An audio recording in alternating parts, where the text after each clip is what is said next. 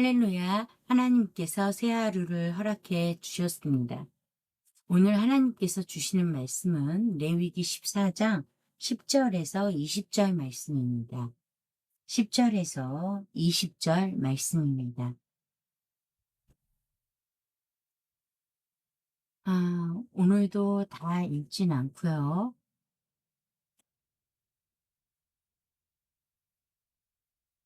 자, 19절과 20절만 읽도록 하겠습니다. 19절입니다.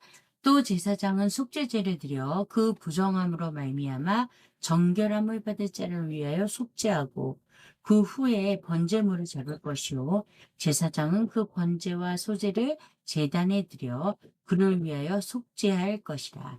그리하면 그가 정결하리라. 아멘. 저번 시간에 우리가 정결 의식에 대해서 하나님께서 가르쳐 주신 것을 보았어요. 아, 우리가 읽진 않았지만 저번 본문에 우리가 9절에 보면 이렇게 하면 정하리라 라고 말씀을 하셨어요. 그 후에 정결하게 되기 위한 한 번의 의례가 있는데 그것이 무엇이냐? 제사를 드려야 된다는 거예요. 어떤 제사를 하느냐? 속죄제, 속건제, 번제, 소제를 드리게 돼요. 자, 그 과정을 한번 봅시다. 10절에서 18절까지가 속건제에 대한 설명이고요. 19절, 20절은 속죄제, 번제, 그리고 소제에 대한 설명이에요. 좀 길게 되어져 있죠. 속건제에 대해서. 속건제는 사실 하나님께 제사를 하고 또 일정의 그 잘못에 대한 대가를 치러요. 이 두 가지를 다 해야 돼요. 또 만약에 이웃에게 잘못한 것은 이웃에게 그 대가를 치러야 돼요. 잘못에 대한 대가를. 그래서 준비해야 될 것이 무엇이냐? 흠없는 어린 순양 두 마리. 순양 두 마리가 있어야 하고요.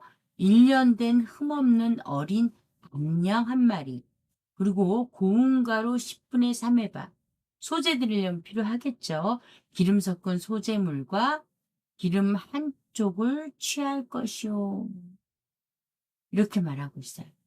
이것이 지금 제사를 드리는 사람이 준비해야 할 것이죠. 11절 볼까요? 정결하게 하는 제사장은 정결하게 받을 자와 이제부터 제사장이 필요한 거겠죠. 그 물건을 회막 문 여호와 앞에 두고 어린 순양 한 마리를 가져다가 기름 한 록과 아울러 속건제로 드리되 여호와 앞에 흔들어 요제를 삼고 우리가 잘 알고 있는 것처럼 요제를 삼은 것은 뭐예요? 제사장의 몫이 됩니다. 자, 13절에 순양은 속죄제와 번제를 잡는 곳에서 잡는데요. 그래서 속건제물은 속죄제물과 마찬가지로 제사장에게 돌릴지니 이는 지극히 거룩한 것이다. 말씀을 하셨어요. 14절에서 속건제물의 피를 취해서 정결함을 받을 자의 오른쪽 귓불이 또 오른쪽 엄지손가락, 오른쪽 엄지 발가락에 바를 것이요. 또 제사장은 또 그 한 록의 기름을 취하여 자기 왼쪽 손바닥에 따르고 오른쪽 손가락으로 왼쪽 손에 기름을 찍어 그 손가락으로 그것을 여호와 앞에 7번 뿌릴 것이요. 또 손에 남은 기름은 제사장이 정결함을 받을 자의 오른쪽 깃뿌리와 오른쪽 엄지손가락과 오른쪽 엄지발가락 곧 속건제물의 피 위에 바를 것이며 또 자식도 그 손에 남은 기름은 제사장이 그 정결함을 받을 자의 머리에 바르고 제사장은 여호와 앞에서 그를 위하여 속죄하고. 여기서 좀 특별한 걸 발견하지 못하셨나요? 우리가 사실은 속건제, 속죄제를 통해서 이 제사의 내용은 다 인지하고 있어요. 그런데 뭔가 빠져 있지 않은가요? 죄를 제물에 넘기는 순서, 그 제물 머리에 안수하고 라는 말이 전혀 나오지 않고 있습니다. 그런 부분이 없죠. 안수하는 부분은 없어요. 자, 그게 특징이에요. 이거는 당시에 자신의 죄를 인지한 것이고 이것은 인지하지 못한 거예요. 부정함이잖아요. 전혀 자기가 죄를 인지하지 못했는데 어떤 나병, 악성 피부병이라는 것에 걸려서 그것이 죄라고 보는 거예요. 부정한 것. 즉, 하나님께 정결하지 못한, 거룩하지 못한 삶으로 인한 병이라고 보는 거죠. 악성 피부병, 나병이라는 것이. 그렇기 때문에, 안수하는 장면은 나타나지 않습니다. 그래서 18절까지가 이 속건제에 대한 내용이에요. 그리고 19절과 20절은 아주 간단하게 나오고 있어요. 또 제사장은 속죄제를 드려 우리가 같이 읽었죠. 그 부정함으로 말미암아 정결함을 받을 자를 위하여 속죄하고 그 후에 번제물을 잡을 것이요 제사장은 번제와 소제를 제단에 드려 그를 위하여 속죄할 것이다. 여기서 소제는 아마도 그 후에 우리가 다음 시간에 하게 될 가난한 사람들의 제사를 말하고 있을 거예요.